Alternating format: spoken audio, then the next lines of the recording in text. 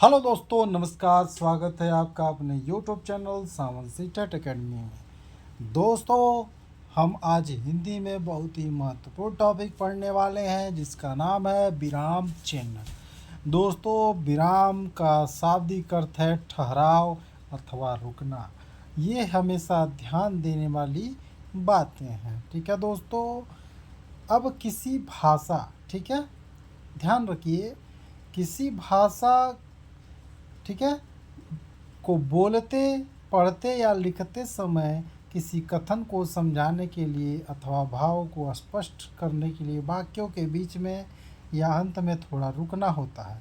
इसी रुकावट को संकेत देने वाले लिखित चिन्ह को विराम चिन्ह कहते हैं। ठीक। विराम चिन्ह के प्रयोग से भाव को आसानी से समझा जा सकता है और भाषा में स्पष्टता आती है।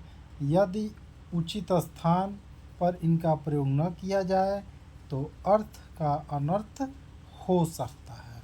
ठीक, ये ध्यान देने योग्य बातें हैं। अब देखिए, जैसे रोको, ठीक है, अब रोको के बाद क्या है, कॉमा। ठीक, मत जाने दो। अरे भैया, रोको मत, उसके बाद जाने दो। ठीक है। अब दो प्रकार से इसमें जो है आप देखेंगे विराम चिन्ह का प्रयोग किया गया है। हिंदी में कई तरह के विराम चिन्हों का प्रयोग किया जाता है। तो दोस्तों, मैं कुछ प्रमुख विराम चिन्हों के बारे में आपको बता देता हूँ।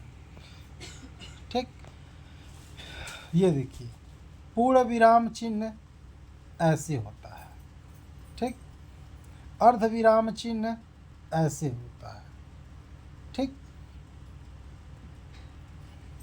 अब अल्प विराम, तो अल्प विराम सिंगल कॉमा जो होता है। प्रश्न सूचक, प्रश्न सूचक, ठीक है। अब विस्मयादि, तो ये विस्मयादि चिन्ह हो गया। ठीक, अब योजक चिन्ह, तो योजक चिन्ह हमेशा ऐसे होता है। निर्देशक चिन्ह, ठीक है, निर्देशक चिन्ह थोड़ा गाढ़ा होता है, विराम चिन्ह से छोटा थोड़ा सा होता है। ठीक, उद्धरण चिन्ह एक होता है एकल, ऐसे, ठीक है, सॉरी,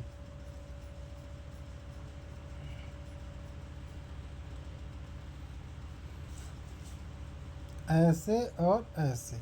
ठीक, और ऐसे और ऐसे। विवरण चिन्ह, आप किसी भी विषय का विवरण जब आपको लिखना रहता है तो दो बिंदी देकर आप ऐसे बीच में जो है योजक चिन्ह का प्रयोग करते हैं तो वो विवरण चिन्ह हो जाता है। ये कोष्टक चिन्ह है।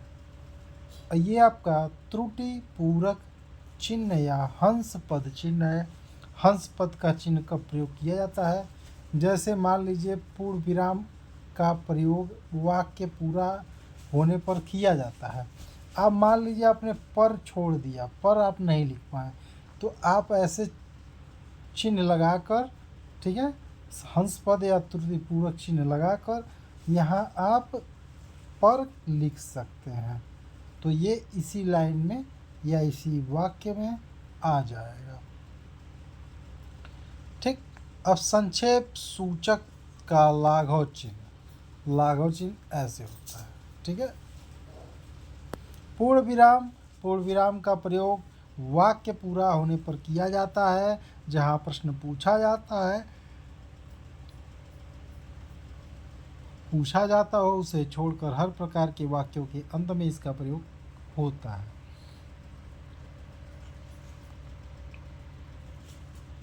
जैसे सुबह का समय था, भारत मेरा देश है, तो है के बाद क्या है, आप इस चिन्ह का प्रयोग कर सकते हैं। है लिखने के बाद आप पूर्ण विराम का चिन्ह का प्रयोग कर सकते हैं। अब दोस्तों देखिए अर्धविराम, अर्धविराम जहाँ पूर्ण विराम जितनी देर न रुककर उसे कुछ समय रोकना हो, अर्धविराम का प्रयोग करते हैं। ठीक है। जैसे भगत सिंह नहीं रहे, ठीक, उसके बाद तुरंत वे अमर हो गया। ठीक है, तब हम क्या करेंगे, अर्धविराम का प्रयोग करेंगे। अब अल्प विराम के बारे में देख लेते हैं।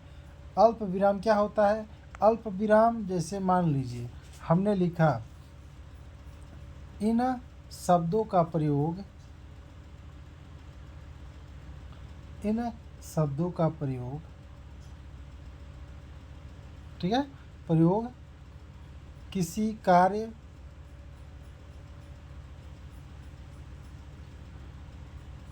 किसी कार्य, ठीक है, यहाँ कॉमा लगा दिए, किसी कार्य एवं महत्वपूर्ण विषय, ठीक है, ऐसे हम कोई भी चीज़ लिखने में प्रयोग जब करते हैं तो अल्प विराम का प्रयोग करते हैं। प्रश्न सूचक चिन्ह,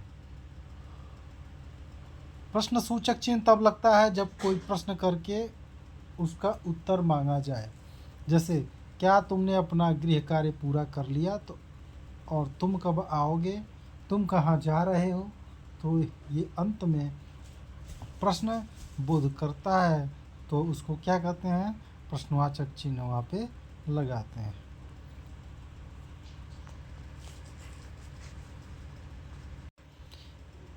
विस्मय, ठीक है, विस्मय सूचक चिन्ह, जिसको विस्मयादि सूचक चिन्ह भी कहते हैं। अब देखिए विस्मयादि सूचक चिन्ह कब लगता है, जैसे मान लीजिए वाह, अरे, ओह, ऐसे शब्दों के नीचे विस्मयादि बोधक चिन्ह या विस्मय सूचक चिन्ह लगाए जाते हैं। वाह, कितना सुंदर पक्षी है, ये खुशी, अरे तुम आ गए, आश्चर्य, ओह तुम्हारे साथ तो बहुत बुरा हुआ, तो दुख। अब योजक चिन्ह देख लेते हैं। इस प्रकार के चिन्ह का प्रयोग युग्म शब्दों के मध्य, जैसे हम ये जान लेते हैं दो शब्दों को जोड़ने के लिए हम क्या करते हैं, जो है योजक चिन्ह का प्रयोग करते हैं। ठीक है, सीधे भाषा में सुख ऐसे करके दुख। ठीक है, निर्देशक चिन्ह, निर्देशक चिन्ह आपको मालूम है किसी भी निर्देश या सूचना देने वाले वाक्य के बाद किसी कथन का उद्धृत, ठीक है, करने, उदाहरण देने या किसी नाम, कवि, लेखक आदि को लिखने के लिए किया जाता है। जैसे, जैसे के आगे आप क्या लगाते हैं, जैसे, जब जैसे लिख लेते हैं तो आप निर्देशक चिन्ह लगाते हैं। ठीक है, चलिए उद्धरण चिन्ह देख लीजिए। उद्धरण चिन्ह किसी के कहे कथन या वाक्य को या किसी की रचना के अंश को ज्यों का त्यों प्रस्तुत करना हो तो कथन के आदि या अंत में इस प्रश्न का चिन्ह प्रयोग किया जाता है। ठीक है, ऐसे और ऐसे। ठीक, ये डबल इन्वर्टेड कामा, ये सिंगल इन्वर्टेड कामा। ठीक है,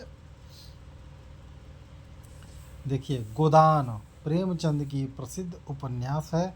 अब सुभाष चंद्र बोस ने कहा था कि दिल्ली चलो, तो दिल्ली चलो को डबल इन्वर्टेड और गोदान को सिंगल इन्वर्टेड। 9, विवरण चिन्ह, इसका प्रयोग विवरण या उदाहरण देते समय किया जाता है। जैसे गांधी जी ने 3 बातों पर बल दिया, सत्य, अहिंसा और प्रेम। कोष्ठक देखते हैं। कोष्ठक चिन्ह जो होता है वाक्य के बीच में आए पदों या वाक्यों को पृथक रूप देने के लिए कोष्ठक में लिखा जाता है। यहाँ चारों वेदों, ठीक है, अब चारों वेदों का नाम लिखना है तो कोष्ठक में लिख लेंगे साम, कौमा, ऋक, कौमा, यजु, कामा, अथर्व, कोष्ठक बंद की महत्ता बताई है। ठीक है, त्रुटिपूरक चिन्ह या हंस पद, इसके बारे में मैंने आपको बता दिया कि कोई भी अगर वाक्य में कोई शब्द छूट जाता है तो उसको पूर्ण करने के लिए हम जो है हंस पद चिन्ह का प्रयोग करते हैं। ठीक। संक्षेप सूचक किसी शब्द के संक्षेप में लिखने के लिए किसी का प्रयोग किया जाता है और शब्द का पहला अक्षर लिखकर उसके आगे बिंदु, जैसे आप देखे होंगे डॉक्टर। ठीक।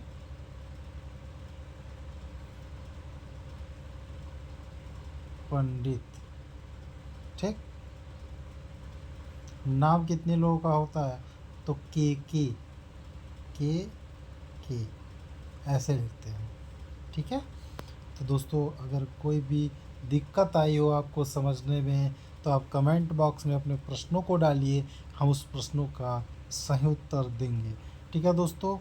तो चलिए दोस्तों, मिलेंगे अगले वीडियो में। तब तक के लिए जय हिंद दोस्तों।